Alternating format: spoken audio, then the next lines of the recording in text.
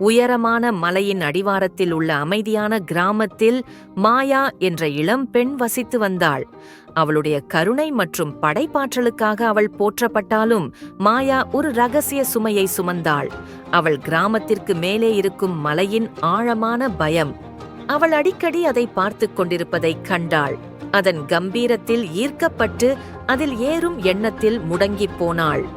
ஒரு நாள் கிராமப் பெரியவர்கள் ஒரு சவாலை அறிவித்தனர். அது கிராமத்தில் உற்சாகத்தை அலைக்கழிக்கச் செய்தது. மலையின் உச்சியை அடையும் அளவுக்கு தைரியமுள்ள எவரும் இருப்பார்கள். சொல்லப்படாத பொக்கிஷங்களுடன் பரிசளிக்கப்பட்டது. கிராம மக்கள் உற்சாகத்துடன் சவாலை ஏற்க ஆர்வமாக இருந்தனர். மாயாவின் போராட்டத்தை உணர்ந்த அவளது புத்திசாலியான பாட்டி அவளை ஒரு மாலை தீயில் அமர அழைத்தாள்.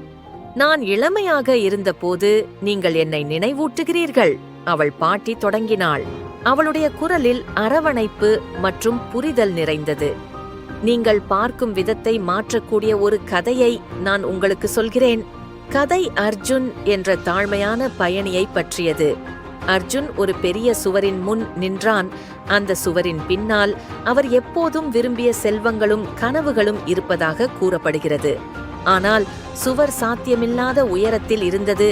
அவருக்கு முன் பலர் திரும்பிவிட்டனர். இருப்பினும் அர்ஜுன் கைவிடவில்லை. ஒவ்வொரு நாளும் அவர் உழைத்து கிடைத்த கருவிகளைக் கொண்டு சுவரில் சிப்பிங் செய்தார். அவரது கைகளில் இரத்தம் வழிந்தது.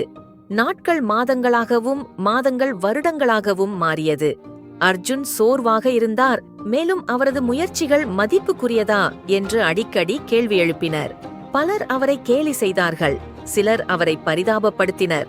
ஆனால் அர்ஜுன் அவர்கள் செய்யாத ஒன்றை அறிந்திருந்தார். சுவரில் அவர் செய்த ஒவ்வொரு சிப்பும் உடைப்பதற்கான ஒரு படி. கடைசியாக பல வருட விடாமுயற்சிக்கு பிறகு அர்ஜுன் அதை முறியடித்தான்.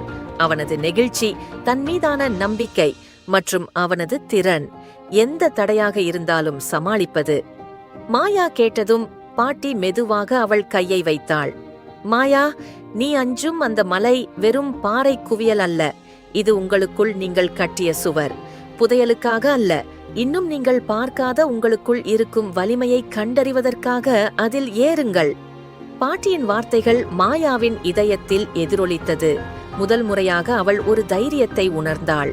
ஒரு புதிய உறுதியுடன் மாயா ஏறுவதற்கு தயாராகத் தொடங்கினார்.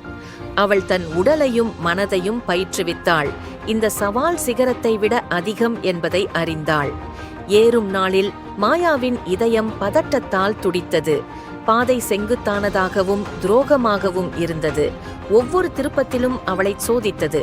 அவள் முகத்தில் காற்று வீசியது. அவள் கால்களுக்கு கீழே இருந்த பாறைகள் நொறுங்கி அவளை திருப்பி அனுப்ப அச்சுறுத்தின.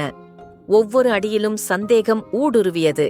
ஆனால் மாயா தனது பாட்டியின் வார்த்தைகளில் ஒட்டிக்கொண்டார். உங்களுக்குள் நீங்கள் கட்டிய சுவர்.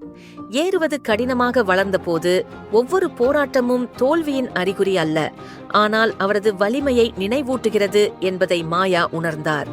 அவளுடைய கால்கள் வலித்தன. அவளுடைய மூச்சு ஆழமற்றது. ஆனால் நம்ப முடியாத ஒன்று நடக்கத் தொடங்கியது. ஒருமுறை அவளை தடுத்து நிறுத்திய பயம் மறைந்து வளர்ந்து வரும் நம்பிக்கையால் மாற்றப்பட்டது. அவள் அறிந்ததை விட வலிமையானவள். இறுதியாக பல மணி நேரம் ஏறிய பிறகு மாயா உச்சியை அடைந்தாள். பார்வை மூச்சடைக்கக்கூடியதாக இருந்தது. உலகம் அவளுக்கு முன்னால் நீண்டது, பரந்த மற்றும் எல்லையற்றது.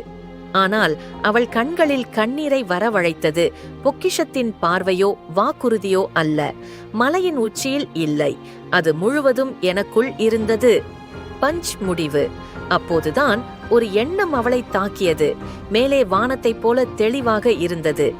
இது நாம் வெல்வது மலை அல்ல, ஆனால் நாமே. ஆழ்ந்த மூச்சுடன் மாயா தனது இறங்கத்தை தொடங்க திரும்பினாள். ஆனால் இந்த நேரத்தில் அவள் ஏறத் தொடங்கிய அதே நபர் அல்ல. மலைக்கு அஞ்சிய பெண் அவள் இல்லை. அவள் உள் சுவர்களை வென்ற பெண். எதுவும் மலை இல்லை, பயம் இல்லை, மீண்டும் அவள் வழியில் நிற்காது.